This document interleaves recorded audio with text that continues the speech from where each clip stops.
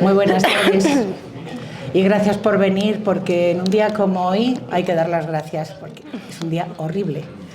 Creo que como todas estas conferencias que venimos ofreciendo en este ciclo va a merecer la pena. Sí, seguro que sí. Hoy tenemos con nosotros a Inmaculada Vivas. Inmaculada es licenciada en Historia del Arte por la Universidad de Alcalá de Henares, universidad donde también realizó una formación posgrado en Historia Antigua con una beca de formación para el profesorado del Ministerio de Educación y Ciencia. En 2004 se doctoró con la tesis Relaciones entre Egipto y el ámbito egeo durante el segundo milenio antes de Cristo. Ha participado en varias excavaciones en España y Portugal y desde 1995 en Tel Ibrahim Abad, en el delta oriental del Nilo. Ha tenido estancias en el Cairo con el Instituto Francés de Arqueología y sobre todo con el Instituto Griffith de la Universidad de Oxford. En 2010 se incorpora al Departamento de Historia del Arte de la UNED, donde trabaja actualmente como profesora contratada doctor. Ha dirigido varios cursos de extensión universitaria y cursos de verano en la UNED, sobre todo de arte egipcio. Ha sido editora de la revista que edita la UNED, Espacio, Tiempo y Forma, durante 5 años, entre 2015 y 2020. Su línea de investigación principal dentro del arte egipcio es sobre todo la pintura y el relieve en el Reino Nuevo y también los préstamos iconográficos entre las culturas del Mediterráneo oriental durante la Edad del Bronce. Como proyectos de investigación, pues se puede contar Mujeres en el cielo y la tierra, iconografía femenina y religión en las tablillas de Nuzi, Irak, siglo XIV a.C., y Fake, un proyecto nacional sobre falsificaciones en el mundo egipcio.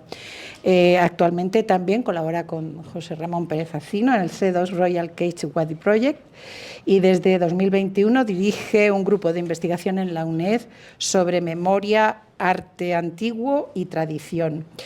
Con Antonio Pérez Lagarcha, que dentro de 2 semanas, el último martes, lo tendremos con nosotros, han comisariado las exposiciones Tebas, los tesoros de una ciudad milenaria a las puertas del desierto, y Tutankamón, secretos revelados. Su publicación más reciente, solo citaré una, de 2025, es Arte en el mundo antiguo, Egipto y Próximo Oriente. Y con ella os dejo. Gracias, Inmaculada, cuando quieras.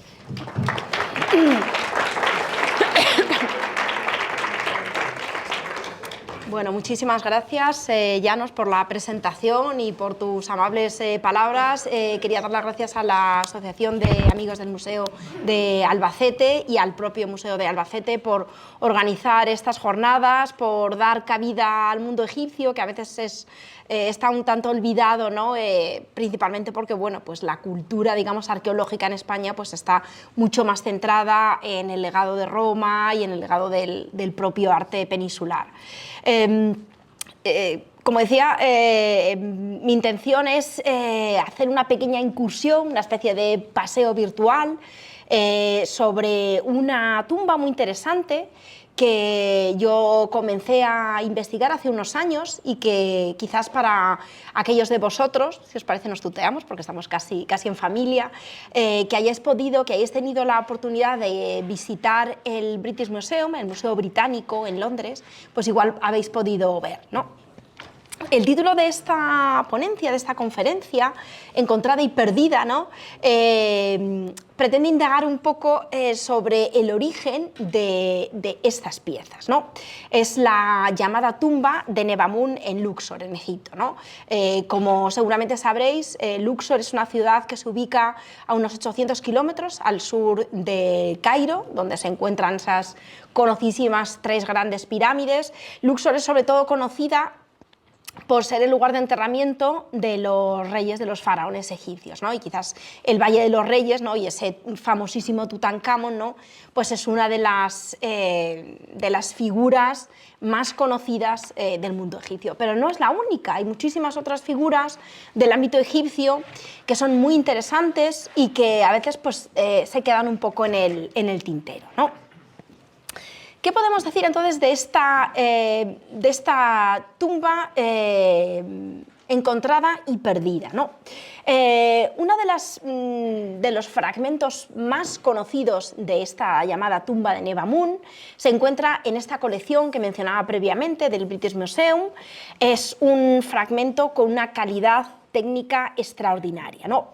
Es dentro de esta colección pues una de las piezas que más llama la atención, ¿no? Pese a que nosotros la consideramos como una obra de arte, en realidad tendríamos que hacer un inciso, ¿no? Una salvedad, ¿no? Nosotros tendemos a, sobre todo los que trabajamos con arte antiguo, ¿no? Tendemos a poner esas etiquetas, ¿no? De autor, título, cronología. Esto realmente en el mundo antiguo es absolutamente artificial. O sea, no tenemos un Las Meninas Velázquez y la época, ¿no? Son piezas de las que normalmente desconocemos el autor, que además forman parte de la decoración mural de un enterramiento, de una tumba capilla, y que además poco podemos decir no solo de ese autor, en ocasiones tenemos más datos del propietario de la tumba, ¿no? Entonces, en primer lugar tendríamos que distanciarnos, ¿no? De ese concepto moderno de arte, porque no podemos hacer una catalogación, digamos, al uso, ¿no? En cierta medida podríamos considerar que esta obra, junto con el resto de los fragmentos, es una especie de obra de arte huérfana, ¿no? No tiene ni título, ni autor, y por no tener no tiene ni tumba, ¿no? Porque paradójicamente desconocemos la procedencia, ¿no? Podemos pensar, pero bueno, ¿cómo se nos pierde una tumba? Es decir, una tumba capilla, un enterramiento, hipogeo excavado en la montaña para uno de estos nobles de la 18 dinastía, esa época de esplendor. Es decir, ¿es posible que a uno se le pierda una tumba? Pues sí, efectivamente es encontrada y perdida, tal cual. Esto se debe fundamentalmente a las múltiples modificaciones y excavaciones sucesivas que sufre toda esta zona que está muy cercana al Valle de los Reyes y que conocemos de manera artificial como Valle de los Nobles, ¿no?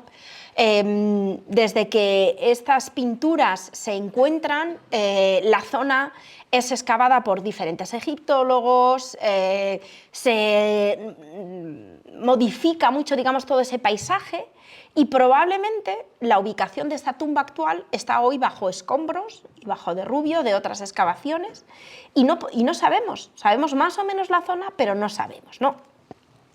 Lo que sí sabemos es la datación, la pertenencia. Sabemos que pertenece a un personaje que se llama Nebamun, que vive a finales de la 18 dinastía. Estamos hablando de un periodo de esplendor, es la época de los grandes Tutmósidas, de esos conquistadores, de esos reyes, digamos, que expanden sus fronteras. Tenemos escenas absolutamente deliciosas como estas, esto que llamamos escena de banquete, que representa tal cual un banquete funerario, donde vemos los personajes familiares, amigos del difunto, sentados, pensemos en un ambiente de la élite, sentados en una especie de comida ritual. En la hilera inferior tenemos incluso bailarinas, músicas, en un ambiente de ostentación, de un ambiente relajado, que nos remite un poco, digamos, a la belleza, digamos, en primer lugar a la belleza femenina y además a ese ambiente, digamos, de lujo, ¿no? Pensemos siempre que esto era un porcentaje de la población muy, muy limitado, ¿no? Pero lo que, lógicamente, aquellos propietarios de tumbas que tienen la capacidad económica de hacerse construir una tumba decorada, pues pertenecen a esa élite, ¿no? Esta tumba de Nebamun tiene unos detalles conservados maravillosamente. Como puede apreciarse, estos fragmentos fueron literalmente arrancados de la pared de la tumba, ¿no? Y en este momento, pues, como luego comentaremos, el tráfico de antigüedades es muy, muy activo. En realidad, nosotros hoy día, y sobre todo si tenemos en cuenta todas estas tendencias de conservar el patrimonio, de dejarlo in situ, nos repele un poco la idea de todo este, entre comillas, expolio, pero debemos tener en cuenta que hasta mediados de los años 60 aproximadamente en Egipto no existe una legislación que prohíba sacar antigüedades, de manera que todas estas antigüedades se sacan de manera legal del país, y que todo ese tráfico de antigüedades que se está moviendo en el siglo XIX hasta mediados del siglo XX es absolutamente legal. Es decir, esto se compra y se vende a través de marchantes de arte porque era legal hacerlo, ¿no? Tenemos escenas muy curiosas, muy detalladas, por ejemplo, de ese trabajo en los campos. Vemos ahí a un personaje arando, incluso detalles anecdóticos. Si se fijan, por ejemplo, si os fijáis en este personaje que dentro de esa escena del cuidado de los campos aparece descansando, tomándose una especie de pequeño relax, ¿no? Sentado sobre el carro, ¿no? Todas estas escenas nos dan muchos detalles, aunque estén en el contexto de un enterramiento, nos dan muchos detalles de la vida cotidiana, ¿no? Y resultan muy interesantes porque de alguna manera nos ofrecen pues, una especie de pequeña ventanita, ¿no? Visual a cómo es todo ese mundo, digamos, de su vida diaria, ¿no? Otro de estos fragmentos de esa tumba de Nebamun tiene una escena absolutamente deliciosa de un estanque con una perspectiva cenital, ¿no? Esto es una de las características del arte egipcio, ¿no? Que siempre a veces se ha relacionado como, bueno, es que los artistas egipcios pintan mal porque no saben pintar de otra manera. No. Todo lo contrario, ellos pintan de manera consciente así. Es un poco, a veces se compara como estos dibujitos que hacíamos de pequeños de estoy en el verano en la piscina de mis abuelos y pintas la piscina con los arbolitos, ¿no? Con una especie de perspectiva combinada, ¿no? En el arte egipcio no hay una perspectiva lineal, no es esa idea de una línea de fuga, ¿no? Ellos pintan con una visión combinada, una especie de foto aérea, porque en realidad su objetivo es que quede claramente representado que esto es un estanque, ¿no? Entonces, no pretenden que sea una escena realista, sino pretenden que sea una escena fácilmente comprensible, ¿no? Y una de las cuestiones más interesantes que a veces se deja a un lado en el campo egiptológico es que la mayor parte de la población en el Antiguo Egipto no sabe leer y escribir. Hay diferentes estudios en torno a un 3, un 5%, en el caso más optimista un 10%. Quiere decir que el 90% de la población no es capaz de leer un texto jeroglífico. Con lo cual, cada vez que acude a ver una tumba, capilla decorada o a un templo, la manera de transmitir un mensaje recae en la imagen. Y es la imagen, por lo tanto, lo que da ese mensaje para toda esa población iletrada que no era capaz de leer esos textos, ¿no? Tenemos muchas escenas y, como decía, por ejemplo, esto es una especie de recuento de aves. En muchas ocasiones las escenas que vemos representadas en una tumba están en conexión con la profesión, ¿no? Y además, de alguna manera, el propietario de la tumba, lógicamente, se echa flores, ¿no? Lo que hace es destacar pues, sus méritos, pues si es, por ejemplo, supervisor del ganado de Amón, ¿no? Pues incluye escenas que están relacionadas con esa temática. Si tiene una actividad militar, pues se le representa supervisando tropas, ¿no? No es un currículum vitae al uso, pero de alguna manera lo que sí que hace es destacar, digamos, todos esos logros, ¿no?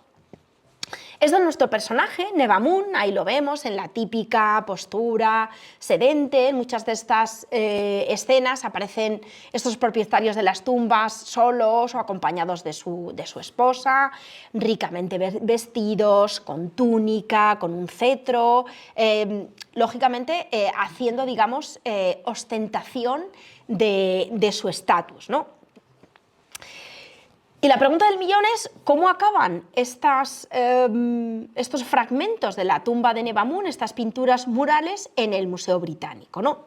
Aquí tendríamos que hablar de dos personajes que entran en juego, ¿no? El primero es Henry Salt, un personaje muy curioso, un artista, un dibujante, un viajero incansable que ocupa el cargo de cónsul en Egipto, lo que le da la opción de amasar una increíble colección de antigüedades, ¿no?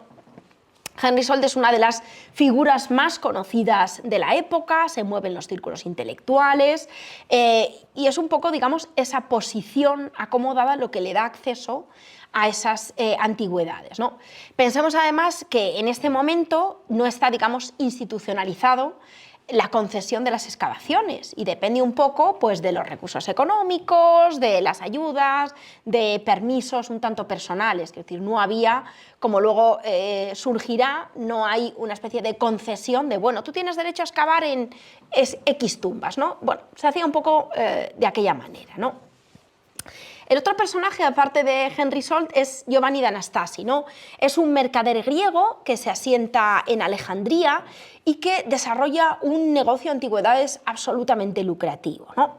Sabemos y tenemos brevísimas menciones de este personaje y de su actividad en Luxor, en Tebas, que en 1820 comienzan las excavaciones de la tumba de Nebamun, ¿no? Muchas veces de estos personajes, lógicamente no hay un diario de excavaciones, no hay nada como tenemos hoy día, ¿no? Pero sí que tenemos muchas veces pues, correspondencia, pequeñas menciones. Sabemos que comienza a excavar en esta tumba, que claramente es quien tiene, digamos, la opción de tener acceso a esta tumba privada. Probablemente se da cuenta de que son pinturas de una calidad excepcional y no desaprovecha la ocasión, ¿no? Con lo cual las pinturas, digamos, son extraídas de la decoración mural, ¿no? Es curioso porque no tenemos apenas fuentes escritas, pero sí tenemos un testimonio, y en este caso visual, muy curioso, de un artista francés que se llama Linand de Bellefonds, que se aloja unos días en la casa de este personaje de Anastasi en Luxor, ¿no? Y le debieron llamar poderosamente la atención estos fragmentos de estas pinturas murales y realiza de manera muy rápida unas acuarelas que se han conservado y que nos demuestran claramente que, al menos durante un corto periodo de tiempo, estas pinturas murales fueron almacenadas en casa de Anastasi, ¿no?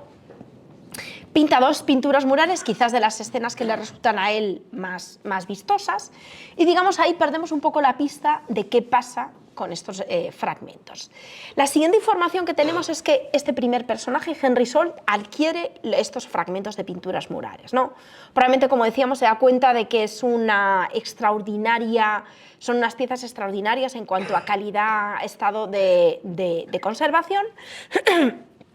Los compra y se embarca, ¿no? Desde Alejandría, ¿no? En esta época pensamos que la comunicación entre Egipto y Europa es únicamente por travesía, por mar, no exenta de ciertos peligros, y que lógicamente pues, las piezas pues, tardaban varios meses en llegar. Justamente el 25 de diciembre, el día de Navidad, llega este fragmento, este cargamento de los fragmentos de la tumba de Nebamun, ¿no?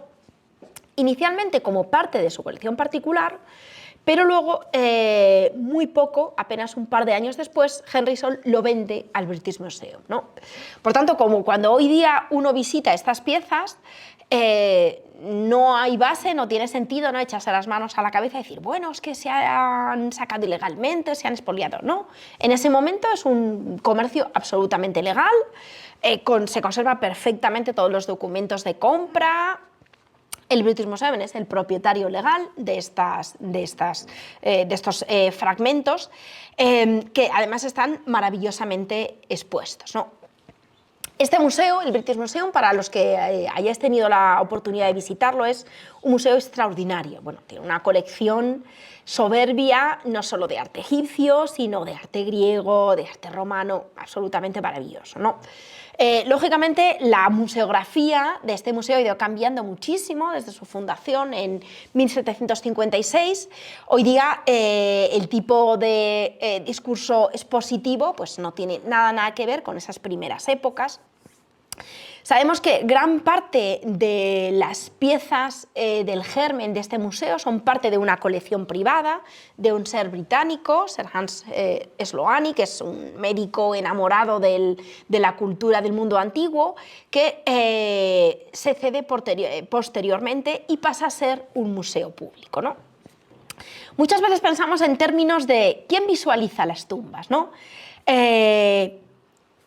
Aunque lógicamente lo ideal es ver una pintura mural en su espacio original, ¿no?, decorando, a veces hay que verlo en cifras, ¿no? Frente a los 19 millones de turistas que recibió Egipto en 2025, que no son pocos, ¿no? El turismo, afortunadamente, desde la pandemia ha ido increciendo, pero 6 millones de visitantes al año visitan el British, ¿no? Quiero decir, desde el punto de vista de la visualización de ese arte, ¿no?, es una cantidad nada despreciable. Y además tenemos que tener en cuenta que Las colecciones de arte egipcio, por regla general, en los museos son uno de los elementos más vistosos, ¿no? Quiero decir, a veces uno desearía menos, ¿no? Porque a los que somos, digamos, egiptólogos, ¿no?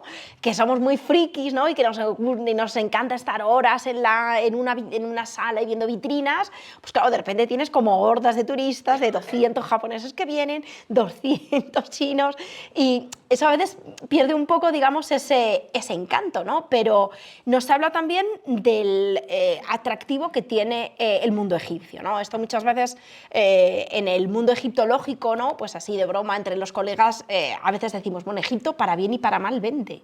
Y es absolutamente cierto, o sea, todo lo que remite a la cultura egipcia, mundo faraónico, tiene un atractivo añadido que está ahí, ¿no? Y que buena muestra son las exposiciones que se organizan en España o en el exterior, centradas en la temática del mundo egipcio, que tienen una cantidad de visitantes extraordinaria, ¿no? Entonces, ese tirón sigue existiendo, ¿no? Desde hace unos años la museografía de estas piezas es muy cuidada, se ha intentado además reconstruir con elementos de la vida cotidiana, están expuestas con una luz maravillosa. Desde el punto de vista de la apreciación del arte, pues muchísimo mejor que si las viéramos en su tumba original, ¿no? Claro, con muy buena iluminación, muy cuidadas, con una restauración maravillosa, lo que nos permite, digamos, disfrutarlas muchísimo más, ¿no? Perdemos un poco ese encanto, ¿no? De esas... digamos, de ese carácter intimista, ¿no? De estas tumbas privadas que uno entra, de esa semioscuridad, ¿no? Pero sí que es verdad que desde el punto de vista de la apreciación del arte es extraordinario, ¿no? Conocemos muy bien, como decíamos, cómo llegan estas piezas al British Museum gracias a la documentación, pero seguimos teniendo muchas incógnitas, muchas preguntas, ¿no? En primer lugar, el dónde, ¿no? Que es esto que yo anunciaba, que adelantaba al inicio de la ponencia, ¿no? ¿Dónde está la tumba? No sabemos dónde está. ¿Realmente se nos puede perder una tumba de no saber localizarla? Pues sí, tal cual. Sabemos la zona, Rabu el Naga. ¿De cuándo? Aquí sí que podemos decir, en función del estilo y de diferentes indicios, en qué momento vive este personaje Nebamun. Pero lamentablemente, en el momento en el que se arrancan esas pinturas murales, pues la mala suerte es que no se lleva ningún fragmento que relacione a este personaje Nebamun con la fecha de un monarca, ¿no? Muchas veces todos estos personajes, en su título, hacen alusión a, pues por ejemplo, si es visir, pues ascendía al cargo de visir en el año tal del reinado de su majestad, ¿no? Ellos no indican las fechas en 1400 a.C., sino hacen alusión al año de reinado. Esto es fácil, como tenemos perfectamente datados a todos esos reyes, todos esos faraones, pues podemos incluirlos, digamos, en el reinado. En este caso, lamentablemente, no tenemos ninguna vinculación concreta a un rey, pero sí que podemos datarlo por cuestiones estilísticas, ¿no? ¿Para quién está hecha esta tumba? Nebamun, como decíamos, es un funcionario medio, no el del rango más alto, pero con la suficiente capacidad económica de hacerse construir una tumba y de decorarla, ¿no? ¿Quién hace esta tumba? ¿Conocemos al artista? ¿Quién es el Velázquez, el Caravaggio, el Rubens de estas pinturas? Ni idea. No tenemos ni la más remota idea, ¿no? La mayor parte de las piezas de arte egipcio son anónimas, ¿no? Sí que es verdad que tenemos, y hoy día se están desarrollando mucho los estudios en esta línea, sí que tenemos muchas autorrepresentaciones de artistas, muchas tumbas en las que se incluye esta tumba fue decorada por el pintor tal, ¿no? Pero la mayor parte de las obras, lamentablemente, son anónimas, ¿no? ¿Y cómo se hacen, no? De esto sí que hablaremos luego con más detalle, porque ahí sí que tenemos mucha más información de cómo trabajan los artistas egipcios, en qué se inspiran, ¿no? Incluso podríamos indagar un poco más, ¿no? ¿Quiénes son los artistas encargados de la decoración de esta tumba, ¿no? ¿Es un único artista? ¿Son varios? ¿Es un taller? ¿Cómo trabajan? ¿En cuánto tiempo decoran estas tumbas, ¿no? Ahí tenemos algunos indicios, ¿no? ¿Y cómo de libres son? Esto es una cuestión que forma parte de mi investigación, ahí cada uno tiene su toque, ¿no? Y parte, digamos, de la investigación de arte egipcio que a mí más me interesa no es tanto el qué, ni el simbolismo, que esto lo han estudiado hasta la saciedad generaciones de egiptólogos británicos, alemanes, franceses, sino el cómo. Quiero decir, cómo se hacen esas tumbas, con qué técnica, qué número de... cómo trabaja, ¿no? Un poco, incluso ahora se están estudiando muchas cuestiones ergonómicas, ¿no? De cómo de difícil y cómo trabajaban en estas tumbas, ¿no? Incluso podríamos plantear otra incógnita todavía más difícil de contestar, que es... realmente los egipcios que visitaban estas tumbas, y aquí hago una cuña publicitaria, estas tumbas privadas se visitan. Esa idea peliculera que nosotros tenemos del Valle de los Reyes y todos vendados y a latigazos que llegaban, nada, absolutamente incierto, ¿no? Las tumbas del Valle de los Reyes sí que son enterramientos que se sellan cuando el monarca fallece, pero las tumbas privadas se visitan. Ellos tienen una fiesta muy interesante que se llama Bello Festival del Valle, que es una especie de fiesta de los difuntos, en los que van a visitar los templos conmemorativos de los reyes y van a visitar las tumbas de sus amigos y de sus ancestros. Y llevan flores y realizan un banquete, muy al estilo de esa fiesta, esa festividad de los difuntos, ¿no? Al final estamos remitiendo a cuestiones antropológicas, ¿no? De esto no solo yo, Antonio Pérez Largacha, que será conferenciante en este ciclo, les podría hablar muchísimo más, ¿no? De cómo, digamos, hay cuestiones antropológicas que son comunes a este tipo de tradiciones, de cuestiones religiosas, de culto a los difuntos, ¿no? Y aquí sabemos que efectivamente los egipcios contemporáneos visitan estas tumbas, ¿no? ¿El dónde? El dónde está muy fácil, ¿no? Esto que veis aquí es la montaña tebana, el Valle de los Reyes, este es el famoso templo de Hatshepsut, este es el Valle C2, aquí es donde se desarrolla el proyecto C2 que codirige el doctor José Ramón Pérez Acino y en el que yo colaboro. El Valle de los Reyes se encuentra aquí y toda esta zona que se encuentra, digamos, antes, es todo lo que nosotros llamamos necrópolis privada, ¿no? O sea, enterramientos que no pertenecen a reyes, ¿no? Esta fotografía me encanta porque se ve muy bien, en primer lugar, la ubicación de toda esa necrópolis, pero además la diferencia, esa idea de... que además se entronca mucho con la mentalidad egipcia de Egipto, llega hasta donde llega la inundación del Nilo, ¿no? Y hoy día se ve, o sea, realmente los campos de cultivos están absolutamente verdes, frondosos, con un paisaje maravilloso, y cuando termina es algo tremendamente abrupto. Cuando empieza ya la zona desértica, el cambio visual es brutal, ¿no? En toda esta zona se ubican Drabul Naga, Sheikh Abel Qurna, Joja, todas esas tumbas privadas. Pero aunque nosotros lo distinguimos, hacemos una especie de divisiones, entre comillas, administrativas, para los egipcios era un todo. Ellos querían enterrarse en la montaña tebana y no distinguían zonas. Eso es una división, digamos, egiptológica, un poco para organizar la distribución de esas tumbas, ¿no? Todo ese Valle de los Nobles, como decía, se ubica, ¿ves? Esta pequeña colina, que es una zona muy, muy interesante, y Sheikh Abel Qurna, y hacia este lado tenemos todo lo que es Drabul Naga, ¿no? Que es donde se ubica esta tumba de Nebamun, ¿no? En total tenemos algo más de 400 tumbas privadas. Hoy día se siguen descubriendo tumbas. Son, lógicamente, esos primeros egiptólogos pioneros los que llevan a cabo toda esa catalogación de tumbas, de registro. Son tumbas que en su mayor parte pues, habían sido documentadas, expoliadas, tumbas, digamos, que no tenían ya el ajuar funerario.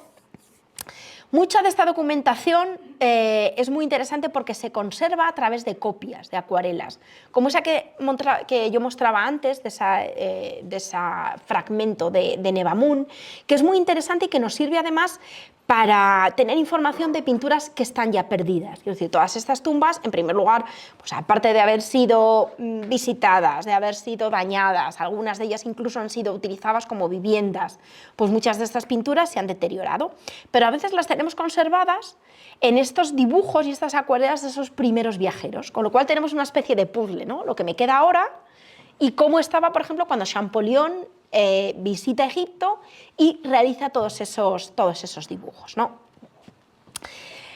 Como decíamos, en toda esa zona del Valle de los Nobles tenemos esas tumbas hipogeo, o sea, son tumbas excavadas en la montaña, horadadas en la montaña, que se decoran con pintura mural o con relieve.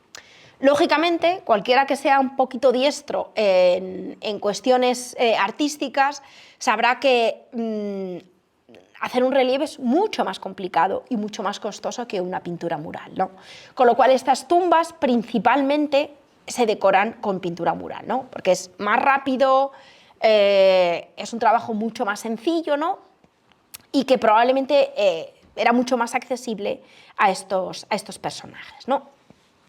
Tenemos algunas menciones puntuales de la capilla de Nebamun, ¿no? Del origen de estos fragmentos, que simplemente nos dice de una pintura de una tumba de Drabu el Naga. Y ahí se acaba la información. Sabemos la zona, hay como diferentes estudios, teorías de dónde podría estar, pero realmente quizás esté todavía bajo los escombros de esta zona, ¿no? Como veis en esta imagen, además, esto es toda la zona, digamos, de ese cementerio, toda esta zona, digamos, de habitación hoy día ha desaparecido. Esto es lo que se llama Kurna. Toda esta población ha sido movida, porque además muchas de estas casas estaban ubicadas por encima de las tumbas. De tal manera que la tumba, la zona inferior, pues era utilizada como almacén, como despensa, de todo, ¿no? Entonces, en esta campaña de protección del patrimonio, el gobierno egipcio de ya unos cuantos años pues desalojó a toda esta población y eso, digamos, ha permitido pues expandir, digamos, toda esa concesión, ¿no? Probablemente la tumba de Nebamun, fechada a mediados de la 18 dinastía, tendría la disposición de otras muchas, un patio a cielo abierto, una planta en forma de T invertida, justo una T al revés, con una sala transversal donde se ubicarían quizás las escenas más vistosas, pues las de banquete, caza en las marismas. Intuimos que con una disposición similar, pero en realidad estos son especulaciones, o sea, no tenemos más información de cómo era esta tumba. Lo que sí que sabemos es el cuándo.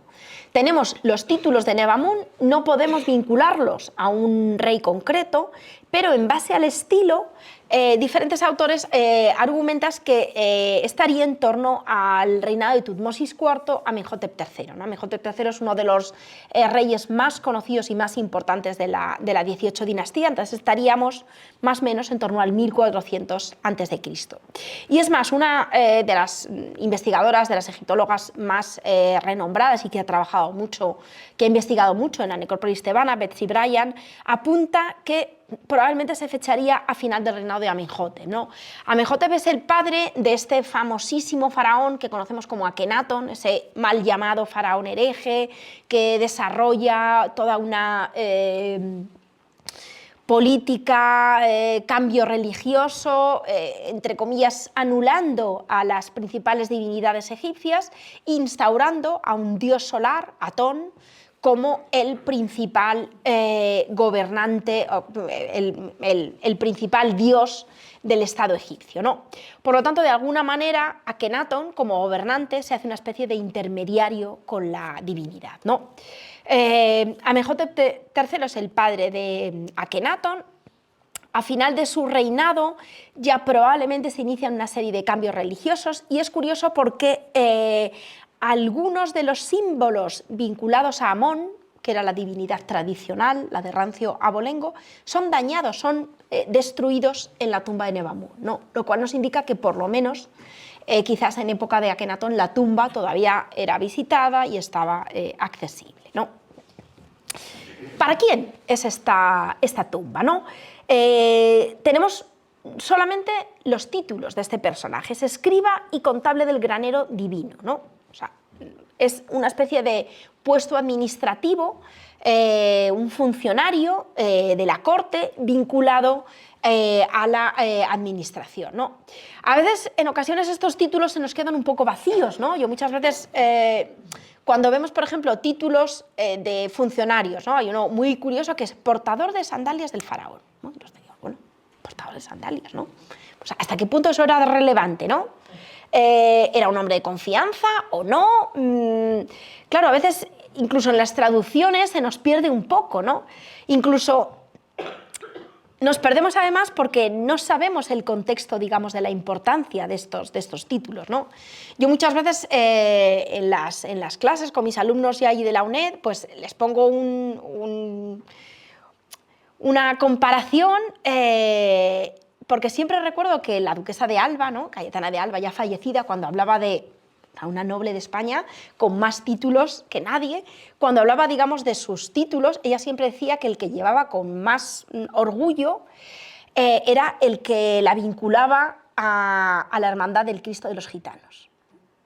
Y yo siempre digo, bueno, si una persona de esta alcurnia, quiero decir, de esta posición nobiliaria, le daba tanta importancia a un título religioso, ¿no? Esto a veces nos da que pensar de cuál es nuestra interpretación, cómo de valioso o cómo de relevante era un título específico en el mundo egipcio, ¿no? Porque nosotros no tenemos un organigrama, esto no era como en la administración, ¿no? Nivel 5, nivel 20, ¿no? Realmente vamos un poco a ciegas, ¿no? Lógicamente sí que sabemos que había cargos muy importantes, como es el del visir, que era una especie de primer ministro, pero en ocasiones pues estos títulos, bueno, nos dejan un poco a medias, ¿no? Sí que es interesante rastrear la información de estos fragmentos, estas pinturas de Nebamun, ¿no? Incluso de cómo se han dispersado. Por ejemplo, esta maravillosa escena que responde a esa caza en los pantanos y en las marismas, es la típica escena que se construye con dos imágenes en espejo. Por un lado, Nebamun con una especie de boomerang cazando aves y por otro lado, el mismo personaje con un arpón cazando peces, ¿no? En este caso, tenemos, digamos, esa escena incompleta, porque parte de esos fragmentos acabaron en Alemania, en el Museo de Berlín, y se perdieron en la Segunda Guerra Mundial, desaparecieron y nunca más se ha vuelto a saber de la ubicación de estos fragmentos, pero sí que conservamos algunas fotografías que nos permiten componer, digamos, ese puzzle, ¿no? ¿Qué tenemos, por ejemplo, en este tipo de escenas? Pues en primer lugar, una muestra de la absoluta destreza de los pintores egipcios, ¿no? Fijaos, por ejemplo, en el plumaje de las aves, en el detalle de esos pectorales florales que lleva Nebamun. Cómo se representan, por supuesto, con todo lujo de detalles esos jeroglíficos, ¿no? Aquí podríamos entrar en la idea de cómo los jeroglíficos son una muestra de arte en sí mismo, ¿no? La representación de las damas de la corte, con pelucas, tocados, ofrendas florales, con un detallismo, aretes de oro, quiero decir, todo esto además lo tenemos muchas veces conservado en los ajuares funerarios, ¿no? O sea, realmente podemos ver, digamos, cómo los pintores egipcios representan todo esto, digamos, con una gran exactitud, ¿no? Fijémonos, pues, por ejemplo, igual, en la representación no solo de la fauna, sino de la flora, esos papiros representados con gran detallismo, ese movimiento, ¿no? Esa idea de que el arte egipcio sea un arte estático, eso habría que cogerlo hoy día ya con muchas comillas, ¿no? El lujo, decíamos antes, ¿no? Cómo de alguna manera, visualmente, cualquiera que entrara en esta tumba capilla, en esta tumba, vería que Nebamun era un personaje de la corte, ¿no? En este tipo de escenas normalmente está acompañado de su esposa, de sus hijas. Si os fijáis, además representado en un tamaño menor, esto es otro de los rasgos del arte egipcio, eso que llamamos principio de proporción jerárquica, ¿no? Esta palabreja que tanto nos gusta a los historiadores del arte, que básicamente lo que quiere decir es que el personaje más importante en una escena está representado más grande, ¿no? Quiero decir, Nebamun es el propietario de la tumba, el principal, y se representa más grande, y su esposa, sus hijas, sirvientes, están siempre en tamaño mucho más pequeño, ¿no? Detalles muy curiosos, por ejemplo, de una adolescente, probablemente la hija de Nebamun, que se ubica entre las piernas del personaje principal, de Nebamun, ¿no? Y al que vemos desnuda, ¿no? Esto está muy interesante también. Uno de los rasgos iconográficos de la representación de los niños en el arte egipcio es la desnudez, ¿no? Sobre esto se ha escrito muchísimo, si está vinculado con la idea de pureza, de si son personajes, digamos, de un rango social inferior, pero es muy curioso, además se le representa muchas veces con la cabeza rasurada y una especie de coleta lateral o trenza, desnudos, más bien semidesnudos, muchas veces con pequeños cinturones, pero es, digamos, iconográficamente uno de los elementos que nos hacen identificarlos como niños, ¿no? Maravillosas representaciones de peces, ¿no? Quiero decir, y además hay diferentes estudios, ¿no?, que se han hecho cómo realmente están representando tipos de peces que existen en esa época en Egipto. Quiero decir, no es una inventiva, no es de, bueno, voy a ponerme aquí a rellenar. No, no, representan tilapias, representan diferentes tipos, ¿no? Representaciones de otros animales, ¿no? Aquí, por ejemplo, tenemos un detalle, digamos, absolutamente creativo del pintor de esta tumba, que de repente en ese mare magnum de aves representa a un gato que parece estar persiguiendo, ¿no?, que parece acaba de zamparse un ave, ¿no?, de tamaño mucho más proporcionado y además que parece estar como flotando, ¿no?, quizás de alguna manera como para llamar la atención del espectador que está contemplando esta escena, ¿no? Ese sería, digamos, ese detalle de ese fragmento, y vemos claramente, ¿no?, el tamaño menor de ese personaje, ¿no?, en esas barcas de papiros. Claro, sobre esta cuestión también se ha escrito mucho, ¿no? Si uno piensa en cuál sería el atuendo ideal para navegar y para cazar, pues claro, esas túnicas plisadas, transparentes y esas joyas, pues dices, bueno, muy práctico, no parece, ¿no? Aquí probablemente prima la cuestión simbólica, es decir, se están representando con sus mejores atuendos, ¿no? Y de alguna manera están representando, digamos, una especie de escena ideal, ¿no?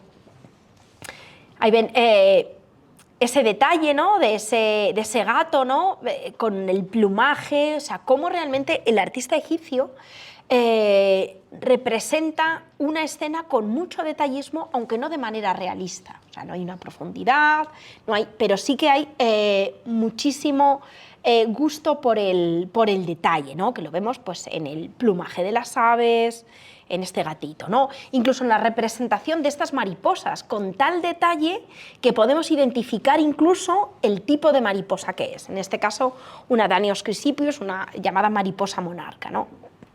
Muchísimos detalles, ¿no? Lo bueno de conservar estos fragmentos, digamos, bastante bien, es que tenemos además los textos que acompañaban a estas pinturas, ¿no? Son como los textos, digamos, habituales un poco que acompañan, digamos, este tipo de escenas, ¿no? Y que nos remiten, en el caso de esta maravillosa escena de caza en las marismas, a ese mundo ideal, ¿no? Nebamun nos dice disfrutando, viendo cosas buenas, actuando como el dios que atrapa en las tareas de la diosa de las marismas, por el hombre privilegiado de la señora de la caza de las aves, el escriba, el contable del grano de Amón, Nebamun, y su hermana, señora de la casa. Esto es muy curioso, las esposas en Egipto tienen el título, pero que es un título tal cual de señora de la casa, quiero decir, aparte de mujer de, ¿no? Incluso junto a su esposa aparece un pequeño texto, digamos, que acompaña este discurso que dice disfrutando, viendo cosas buenas en el lugar de la eternidad, o sea, en el más allá, en la tumba, y durante toda la vida sin angustia la bendecida ante Amón, ¿no? Detalles, digamos, que nos remiten un poco, digamos, a ese mundo religioso, a ese mundo ritual, ¿no? Tenemos muchas otras tumbas que tienen este mismo tipo de escenas, ¿no? Con lo cual, digamos, podríamos reconstruir visualmente esa imagen, ¿no? Como decía antes, ¿no?, con esa imagen en espejo, con un colorido, aunque tenemos muchas de esta tipología, de estas escenas de caza y pesca en las marismas, en realidad no hay dos tumbas iguales, ¿no? Ahí tendríamos que romper, digamos, una de esas ideas preconcebidas, ¿no?, de todas las tumbas iguales parecen egipcias, todas las tumbas egipcias nos parecen iguales, toda la pintura egipcia nos parece igual, y realmente cuando uno mira con detalle se da cuenta de que no hay dos tumbas exactas, no hay dos escenas exactas. Aunque los pintores egipcios se inspiren, no copian, no es una copia literal, es una reinterpretación constante, ¿no? Es como si nosotros quisiéramos identificar a una obra de la escuela de Velázquez y podrían decir, bueno, probablemente no es de Velázquez, pero sí alguien de su taller, ¿no? El estilo nos remite un poco a ese contexto, pero no se produce una copia, ¿no? Sí que tenemos diferentes fuentes de información para saber quién lo hizo. Como decía antes, no sabemos el nombre de este artista, sí que podemos intuir que es parte, digamos, de esos pintores, de esos artistas que trabajan, digamos, en la 18 dinastía, que es una época de gran esplendor, de gran auge económico, lo que permite construir muchas de estas tumbas. Nos habla además de la destreza, ¿no? De la calidad técnica de este personaje, de este pintor. En realidad, en el mundo egipcio hay un término que a mí me parece delicioso para denominar a los artistas, a los pintores, que es escriba de contornos, ¿no? Realmente, estos escribas de contornos lo que hacen es diseñar, o sea, hacer todo el boceto completo de esa tumba, ¿no? Probablemente dibujar y colorear y realizar ese trazo definitivo de las figuras más importantes, y luego probablemente los aprendices que trabajan con él pues se dedican a las figuras de menor importancia, ¿no? Las más pequeñas, también las que se ven menos en la tumba. Esto es como cuando uno decora su casa, pues bueno, realmente pues dispones el salón, ¿no? Con lo mejor y dices, bueno, pues en el cuartito de estar, bueno, esto como quede, ¿no? En esa distribución de esas escenas de la tumba, lógicamente las que se ubican en la sala transversal son las más importantes, ¿no? Las mejor pintadas, también las que tienen mejor iluminación, ¿no? Que esta es otra de las cuestiones que luego hablaremos, ¿no? Tradicionalmente, si uno echa mano de cualquier manual de arte egipcio de hace 50, 60 años, lo primero que encuentra en el capítulo 1, introducción, es el arte egipcio es anónimo, no existen los artistas. En el mundo egipcio solo había artesanos, ¿no? En los últimos 20, 30 años se están desarrollando muchos estudios, muchas investigaciones que tratan de un poco de poner el foco en la figura de los artistas, ¿no? Y yo muchas veces digo, si tenemos técnicas, si tenemos un tipo de arte extraordinario, si tenemos bocetos, ¿por qué no podemos? O sea, ¿por qué calificamos como arte a un boceto de Goya y no a un boceto de un artista del 1400 a.C., ¿no? Quizás tendríamos que distanciarnos un poco del concepto de arte moderno, ¿no? Sobre todo del arte contemporáneo, ¿no? A veces tenemos esa idea de, bueno, de artista, ¿no? Inspiración, una especie de artista genio, ¿no? Que es el que le surge ese momento de inspiración loca y entonces de repente crea, ¿no? Probablemente esto en el mundo egipcio no sucede así, ellos trabajan con un encargo, pero un poco al estilo del mundo de la pintura renacentista. Son talleres con alguien que les paga. En el mundo egipcio desconocemos muchas veces cómo era ese proceso, ¿no? Probablemente quizás el rey o la corte o los templos son los que ceden a estos artistas. No sabemos hasta qué punto, cuál es el grado de participación de esos propietarios de las tumbas, es decir, cómo se les paga, ¿no? En Egipto no hay dinero, pero se les podía pagar con grano, con frutas, con cerveza, con otros objetos. No tenemos apenas documentación que nos explique cómo era ese proceso, ¿no? Pero sí que tenemos muchas obras, ¿no? Tenemos además muchas representaciones de artistas, ¿no? Desde el reino antiguo, ¿no? Incluso textos, ¿no? Textos en las propias tumbas de pintores, ¿no? Que dicen, yo soy quien decoró la tumba del líder Geni y soy yo quien la decoró, estando yo solo. Esto es mío y lo he hecho yo, ¿no? O sea, un claro ejemplo de no solo de la autorrepresentación, de la intencionalidad de decir, esto es obra mía, ¿no? No es una firma, no es un Velázquez, no es un Goya, no es un Monet, pero es una autoría, ¿no? de una obra, ¿no? Muchas de estas autorrepresentaciones incluso se camuflan, quiero decir, el artista, esto se hace una especie de picaresca, se hace representar en esas escenas de banquetes que mostrábamos antes. Entonces, junto con el resto de los invitados, se representa él mismo y con una notita, ¿no? Con su nombre, ¿no? Una especie de yo formo parte, ¿no? de este conjunto, ¿no? Otro de los problemas que tenemos a la hora de rastrear el rol de los artistas es que, y aquí tenemos un poquito de mala suerte, muchos de ellos en las fuentes escritas o en los monumentos prefieren el rol de escriba. ¿Por qué? Por esto que yo explicaba antes, ¿no? Si solo un 10% en el mejor de los casos de la población sabe leer y escribir, el que es escriba está en el top. Con lo cual dice, yo soy escriba. Es escriba y escriba de contornos y escultor, pero muchas veces se hacen representar, ¿no? Lo tenemos, por ejemplo, en estelas de personajes que conocemos que también son artistas, esta famosa estela de Bach de época amarniense, o sea, apenas unos años después de las pinturas de Nevamun, en el que específicamente este personaje sí que nos dice que es el jefe de los escultores. Tenemos incluso un texto fantástico de lo poquito que tenemos. Ojalá tuviéramos la suerte de encontrar un papiro que fuera una especie de manual de arte egipcio. Pero hoy no tenemos nada. En los que investigamos sobre arte egipcio tenemos una especie de pequeño puzzle y vamos ahí cuadrando toda esa escena, ¿no? Tenemos una estela de un personaje que se llama Irtisen, que es escriba y además artista, que nos deja una especie de autobiografía, ¿no? En el que se representa a él mismo, ¿no? en medio de esa gran estela, ante una mesa de ofrendas, la típica escena funeraria, con su esposa, pero lo que más nos interesa es su biografía, y él hace una especie de autobombo, ¿no?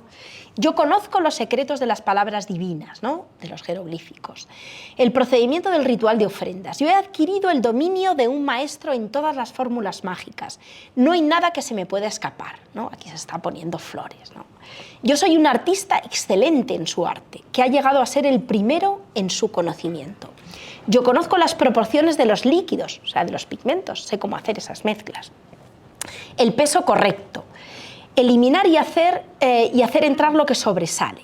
Yo conozco la pose de una estatua de un hombre y de una estatua de mujer, la postura de 10 pájaros, eso que veíamos representado en esas escenas, ¿no? La postura de un prisionero, la mirada de miedo de los compañeros por las víctimas del sacrificio, las proporciones del cuerpo de un hipopótamo, la pose para correr. Yo sé cómo hacer los pigmentos de las incrustaciones sin dejar que el fuego las queme, ni el agua las borre. Nadie tendrá ese conocimiento salvo mi hijo mayor. Habiéndole ordenado al Dios que sea mi aprendiz, yo he notado su habilidad para supervisar las obras hechas de plata, oro y marfil y ébano, ¿no? Es un texto único que nos revela diferentes cuestiones de la técnica, pero además una cuestión importante, que dice, nadie tendrá ese conocimiento salvo mi hijo mayor. El oficio, los oficios en general en el antiguo egipcio se legan de padres a hijos, ¿no? Claro, ahí si salía un hijo, entre comillas, más zote, con pocas habilidades para el dibujo, pues tendría que aplicarse un poco más, ¿no? Pero lógicamente se formaban junto con el padre, ¿no? Tenemos también algunas biografías de estos artistas, ¿no? Como Ineni, que es un escultor, que nos dice claramente: yo he supervisado la excavación de la tumba de su majestad en privado, sin ser visto, sin ser oído, ¿no? Un breve texto que nos vincula a un personaje con la supervisión de los trabajos de una tumba. Otros que nos hablan de la supervisión de la erección de los obeliscos, ¿no? Tenemos, por tanto, diferentes retazos, ¿no? de esa información, ¿no? Y por supuesto tenemos la información de los artistas de excelencia que tenemos en Deir el Medina, ¿no? Deir el Medina es un poblado, un asentamiento muy interesante, que es donde residen los artistas, los canteros, los artesanos que decoran las tumbas del Valle de los Reyes, ¿no? Es evidente, ¿no? Allí vivían los mejores artistas, ¿no? Pensemos igual en las cortes renacentistas del barroco, los artistas, ¿no? Que trabajan pues, para las cortes italianas, para la corte de Madrid. Ahí tenemos a los mejores artistas que están decorando las tumbas del Valle de los Reyes y de las reinas, o sea, de los grandes faraones del Reino Nuevo, pero además decoran sus propias tumbas, ¿no? En tamaño mucho más pequeño, mucho más sencillo, pero claro, lógicamente la calidad es muy buena. Buena parte de estas tumbas de estos artistas son extraordinarias, ¿no? las hay, digamos, un poco más corrientes, pero buena parte de ellas, y además se inspiran en ocasiones en un poco la temática que tenemos en estas tumbas reales. Cosa lógica, ¿no? Si estos artistas están trabajando en las tumbas del Valle de los Reyes, pues muchas veces esa inspiración y ese deseo de copiar y de emular esas escenas les viene de ahí, ¿no? La tumba de Senedien, una de las mejores conservadas. Y tenemos también muchas otras fuentes de información para saber cómo es este trabajo del artista, ¿no? Esta escena procede de la TT-100, o en la tumba de un visir que vive en época de Tutmosis III, Hatshepsut, donde vemos, ahí no sé si lo apreciáis bien, varios escultores trabajando en la creación, esculpiendo un coloso, una figura de un faraón sedente y otra figura de un faraón erguido, ¿no? Con un andamio que nos muestra además el trabajo en equipo. Quiero decir, ese tipo de grandes piezas no las hace un escultor únicamente, sino que es un trabajo en equipo, en ese taller, ¿no? Por lo tanto, aquí, en cierta manera, la autoría quizás se diluye, ¿no? Porque probablemente sería un personaje el que diseñaba, ¿no? Pero luego otros escultores los que le ayudaban a cincelar esa pieza, ¿no? Ahí vemos el dibujo de este detalle, ¿no? Con ese andamio, diferentes personajes, cómo están, digamos, retocando una de esas fantásticas esfinges, ¿no? Con los útiles, incluso las posturas de cómo se estiran, cómo se agachan, ¿no? Tenemos diferentes ejemplos de este tipo de escenas, ¿no? Lo tenemos también en la tumba de Nebamun e Ipuí, la TT-181, donde tenemos una fantástica escena con artistas y con orfebres, en un taller, con un verdadero trabajo en equipo, incluso mostrándonos cómo diferentes personajes, diferentes artesanos, artistas están trabajando juntos en ese taller, pues cada uno terminando un tipo de pieza, ¿no? Ahí lo vemos pues, con la representación de esos vasos, con una esfinge, con diferentes tipologías, ¿no? Incluso podríamos intentar tirar un poquito más del hilo, intentar hablar de esa idea que yo apuntaba, de realmente los egipcios contemporáneos a Nebamun admiraban estas tumbas, les gustaba, les conmovían, ¿no? Ahora igual se está intentando un poco rastrear, un poco decir eso que llamamos recepción, ¿no? Del arte egipcio, pero no solo la nuestra, quiero decir, que apreciemos, sino, de nuevo, no tenemos textos evidentes, ¿no? Sí que tenemos muchos graffiti en estas tumbas. Grafiti no entendidos en el sentido vandálico, ¿no? De, bueno, ¿no? Hago un grafiti sobre un vagón de tren o sobre una puerta, ¿no? Sino un tipo de grafiti que está muy vinculado con el contexto religioso. Es decir, el que visita esa tumba deja un texto, que además son fórmulas, que muchas veces son: yo, el escriba tal, visitó el lugar de la eternidad, o sea, visité la tumba de tal en el día tal, o visité la tumba de tal personaje, un poco, digamos, vinculando, digamos, a ese culto funerario. Pero hay incluso algunos graffiti que son muy interesantes porque incluyen unas frases que a mí me parecen muy sugestivas, que dicen algo así como: y fue agradable a su corazón. El escriba tal visitó la tumba y fue agradable a su corazón. ¿Eso quiere decir que le gustó? ¿Que le conmovió? ¿Que le pareció extraordinaria? Ahí probablemente tenemos parte de la idea de ellos apreciaban cuando entraban en una tumba con escenas, ¿no? Y además es curioso porque estos graffiti respetan las figuras. Si os fijáis en esta escena, una escena de caza en el desierto, colocan el texto sin dañar las figuras, aprovechan los huecos, ¿no? Hay una especie de decoro, de respeto, digamos, a esa escena, ¿no? que se representa, ¿no? Y por último tendríamos que hablar del cómo, ¿no? No sé cómo voy de tiempo, pues no tengo reloj. Ahí, ¿no? Bueno, de cómo se hace, ¿no? Conocemos muchos detalles de la técnica, ¿no? El clima de conservación en Egipto es extraordinario. O sea, los egipcios tenemos una suerte bárbara porque gracias a esas condiciones de sequedad, a ese ambiente, digamos, que no sea... que permanece, digamos, más o menos inamovible, ¿no? de ese contexto de esas tumbas, tenemos desde sandalias, objetos de madera, pinceles, fragmentos incluso de las paletas de pintores, restos de allí de pigmentos. Claro, hoy día, lógicamente, se están haciendo muchos estudios con técnicas no invasivas, con termoluminiscencia, con fotografías de alta resolución, que nos permiten ver cómo es esa técnica. Incluso se han hecho experimentos, ¿no?, para ver. Esta es la típica paleta de un pintor, de un escriba de contornos, ¿no? Las de los escribas tradicionales tienen dos oquedades para pintura roja y negra. Y esto es, pues, recuerda un poco a los Plumier. Aquellos que recuerdan estos plumier y ahí de madera, ¿no?, que llevaban nuestros padres o nuestros abuelos, pues era justamente ese tipo, ¿no?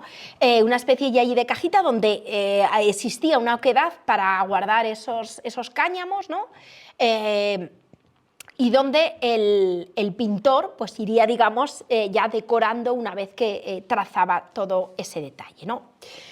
Los artistas egipcios trabajan en equipo, como decíamos, por lo tanto en buena medida es un artista anónimo, pero no invisible. Quiero decir, no es que sea inexistente, es que no podemos ponerle nombre y apellidos, pero sí que sabemos cómo trabajan. Sabemos que fundamentalmente es un oficio que se transmite de padres a hijos, que era un verdadero trabajo en equipo. Y tenemos no solo los útiles del pintor, como estos que hemos visto, sino además los óstraca. Óstraca es un término griego que se aplica a un fragmento de cerámica o de caliza que tiene un texto o una imagen, ¿no?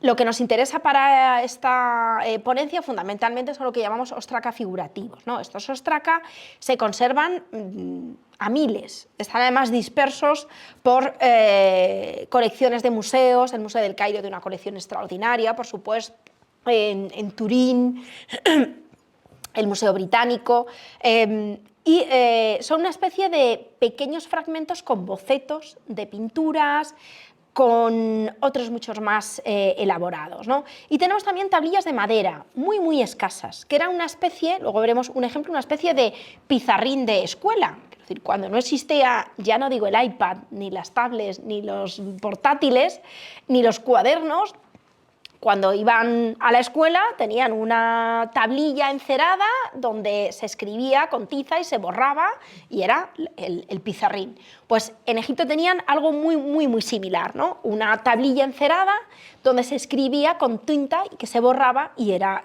reutilizable, ¿no? Estos son ejemplos de los óstraca, ¿no? Tenemos el maravilloso de Turín, que es quizás el ejemplo más conocido, esto es típica imagen de manual de arte egipcio, otros más desconocidos como este extraordinario de un perfil de un monarca con un trazo maravilloso, algunos que claramente corresponden a las escenas de tumbas, ¿no? A los bocetos que probablemente los artistas realizaban antes de empezar a decorar esas tumbas. Detalles, algunos incluso con la cuadrícula, detalles de cómo practican los animales, las aves, incluso cómo rectifican, algunos en tinta roja, otros con tinta negra, un detalle extraordinario. Y también las tablillas de madera, ¿no? Esta es una muy interesante que encontró el proyecto Yehuti, que dirige el doctor José Manuel Galán, un investigador del CSIC, que es uno de los proyectos que llevan más años en Egipto. Encontraron una de las piezas que a mí me parecen más fantásticas, que es una especie de pizarrín, una tablilla del dibujante que probablemente pertenecía al propietario de la tumba, porque se encontró en el patio de la tumba de este personaje, Yehuti, y que es muy interesante porque cuenta, por una parte, con un pequeño dibujo y con un texto, y por otra con otro dibujo, ¿no?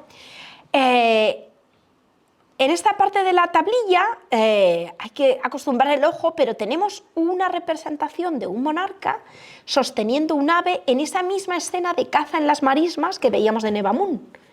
Ahí lo ven, con la cuadrícula, la figura, la cara, sosteniendo, con un brazo alzado, está hecha a trizas, pero podemos ver incluso la cuadrícula que sirve como guía para dibujar, ¿no? En el otro lado lo que tenemos es muy interesante, es probablemente un boceto preparatorio de una escultura.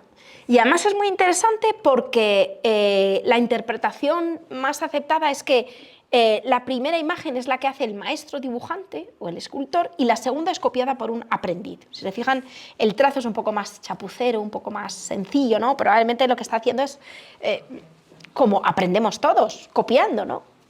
Un poco intentando lograr esa destreza, ¿no? Y ya para finalizar, quería simplemente mostraros, ¿no? una vía muy interesante que me parece que puede dar además hipótesis muy curiosas y muy trascendentales de cómo hacían los artistas egipcios estas tumbas, ¿no? Fundamentalmente el equipo que dirigió Dimitri Laburi, que estaba excavando en una serie de tumbas, recrearon un poco cómo es el proceso, ¿no? Un tanto, en cierta medida, intentando entender cómo se hacen esas tumbas, quiero decir, cuánto tiempo, cómo de difícil es hacer una superficie perfectamente pulida. ¿Qué se tardan? ¿2 horas? ¿20? ¿200? Es decir, quizás para entender un poco ese proceso, ¿no? Entonces, con réplicas de las mismas herramientas intentaron aplicar ese enlucido, se dieron cuenta, entre otras cosas, que cuesta mucho conseguir una pared. Experimentaron con fabricando pinceles vegetales, el trazo con diferentes grosores, incluso viendo en cuánto tiempo esos pinceles se deterioran. Quiero decir, me tengo que hacer un pincel cada semana, me dura un mes, ¿no? Cuestiones interesantes. Incluso también recreando un poco cómo sería el trabajo en las tumbas, ¿no? En esto que llamamos arqueología experimental, ¿no? Muchas veces se hablaba de, bueno, es que claro, las pinturas de la sala transversal están hechas por el maestro pintor, por el escriba de contornos, porque son las que tienen mejor calidad. Efectivamente, es muy posible. Pero además también tenemos que tener en cuenta que esas tienen la mejor iluminación, es decir, son las que reciben la luz natural, con lo cual dibujo mucho mejor, ¿no? Yo siempre pongo un ejemplo, ¿no? Si a cualquiera de nosotros nos dicen, escribe tu nombre y apellidos o tu dirección, pues intentas hacer una caligrafía bonita, ¿no? Si te llama un amigo y tú vas en el tren, en el metro, en el autobús y te dice, apunta, que te voy a dar una dirección, pues lo apuntas con la caligrafía de aquella manera, ¿no? Por lo tanto, cuando yo estoy dibujando, cuando estoy pintando en un entorno de la tumba que tiene mala iluminación, que tengo que trabajar con una pequeña luz, con una especie de lamparilla de aceite, pues lógicamente no puedo pintar con la misma destreza, ¿no? Incluso ellos han visto cuestiones, digamos, esto es el proceso de restauración de estas tumbas, cuestiones ergonómicas, quiero decir, ¿cuántos pintores pueden trabajar en una tumba pequeñita, ¿no? Y aquí podemos recurrir a un ejemplo fácil, cuando uno dice, venga, que voy a pintar en casa, ¿no? Dice, venga, me lío la manta a la cabeza, voy a pintar en casa, ¿no? Y estás pintando tú, tu mujer, tu cuñado, pues espera, ¿no? Es decir, llega un momento en que si estáis 3 pintando un cuarto pequeñito, te incordias, ¿no? Porque no tienes espacio, ¿no? Pues estas cuestiones ergonómicas de cuántos artistas pueden trabajar en diferentes espacios de la tumba, ¿no? Incluso cuestiones muy interesantes en las que el análisis de estas pinturas nos remiten a ¿lo ha hecho el mismo artista? Podemos decir, bueno, por el trazo, cómo dibujas las manos, los labios, pero incluso en la decoración de los techos, que es algo muy rutinario, ¿no? Vemos claramente cómo uno de los artistas dibuja estas rosetas de una manera y otro de otra, simplemente, ¿no? Quiero decir, en detalles tan pequeñitos, ¿no? Aquí claramente tenemos 2 manos, ¿no? Y si analizamos tumbas con decoración completa, podemos ver, pues eso, como diferentes estilos, tenemos muchas tumbas inacabadas, podemos ver cómo trabajan estos artistas, cómo copian, realmente no copian, se inspiran, pero no hay 2 tumbas idénticas, ¿no? Entonces ese escriba de contornos probablemente era el que diseñaba toda la tumba, el que lo planificaba, lógicamente usando la cuadrícula, ¿no? La cuadrícula permite además mantener esas proporciones, ¿no? Hay un canon en la 18 dinastía de 18 puños que se mantiene, quiero decir, una figura humana tiene que ser proporcionada, ¿no? Por lo tanto, quizás estos artistas egipcios trabajan pues contemplando motivos, quiero decir, si me tengo que inspirar en una escena agrícola, pues lógicamente la contemplación de esas escenas me debía inspirar. Se ha argumentado mucho sobre la utilización de libros de modelos, es decir, si había una especie de repertorio que podían enseñar a los potenciales clientes, pero en realidad no conservamos ninguno, ¿no? Muy probablemente los artistas se inspiran en otras tumbas, es decir, debían ir un poco a inspirarse, a, entre comillas, cotillar, es decir, ¿cómo es esta tumba? ¿Qué escena más bonita, qué original, ¿no? Y lógicamente, aunque fuera un trabajo en equipo, siempre había margen para cierta originalidad, ¿no? Iban marcando un poco su estilo, ¿no? Lógicamente, como decíamos, los mejores artistas siempre en esas zonas de la sala transversal, que lógicamente además la parte de la tumba donde se reunían los familiares del difunto en ese tipo de festivales, ¿no? Y es muy interesante, con esto ya terminamos, la presencia de tumbas inacabadas, ¿no? Cualquiera podría decir, bueno, pues esto es un poco chapucilla, ¿no? Porque realmente si es una escena inacabada, ¿qué interés tiene? Pues tiene el interés de ver la técnica, ¿no? De ver cómo exactamente ellos trabajan, ¿no? Ahí vemos claramente la cuadrícula y cómo ellos van decorando esas escenas en función de los colores de los pigmentos, ¿no? Aquí claramente faltaría decorar la peluca, con colores, todos esos elementos florales, ¿no? Aquí únicamente tenemos, digamos, esa primera fase, ¿no? Tenemos tumbas que han sido muy bien investigadas, como la TT92, donde se ha podido incluso ver diferentes cuadrillas de pintores que trabajan quizás en diferentes momentos, en diferentes años, en la misma tumba, ¿no? Como, digamos, los mejores probablemente dibujan a mano alzada y los aprendices todavía, ¿no? Absolutamente inacabadas, ¿no? En la primera fase, quiero decir, simplemente con las líneas, aquí con la cuadrícula, aquí coloreadas apenas unos, simplemente le han dado, digamos, la capa blanquecina. Esto en una fase siguiente, coloreadas ciertas zonas, un poco más terminada, aquí faltaría, por ejemplo, decorar ese faldellín, un poco, digamos, cómo iba, ¿no? Probablemente las más pequeñitas pues se hacían a mano alzada, sin necesidad de una cuadrícula. Incluso el análisis permite, como incluso en este tipo de escenas que se parecen mucho a la que veíamos de Nevamun, claramente son dos artistas las que pintan. Probablemente uno pinta el personaje de la derecha y otro el de la izquierda, que a veces se dividen la escena. Y esto es interesante porque tenemos textos que nos hablan de cómo en la tumba se dividían en cuadrillas, una especie de cuadrilla de la derecha y de la izquierda, y se dividían muchas veces la decoración, ¿no? Por lo tanto, cuando vemos este tipo de piezas, ¿no? Como esta fantástica de esa tumba perdida de Nevamun, tenemos que pensar que hay muchísima información que podemos rastrear, ¿no? No solo de a quién le pertenece, el contexto, el simbolismo, sino también el cómo, ¿no? ¿Quién está detrás de estas tumbas, ¿no? Y aquí vemos originalidad, por supuesto, en este tipo de escenas, vemos una técnica extraordinaria de pinceladas, del trazo, de transparencias, y vemos en conjunto un tipo de pintura mural que nos habla de la presencia de verdaderos artistas y que se constituye como una verdadera joya del arte egipcio.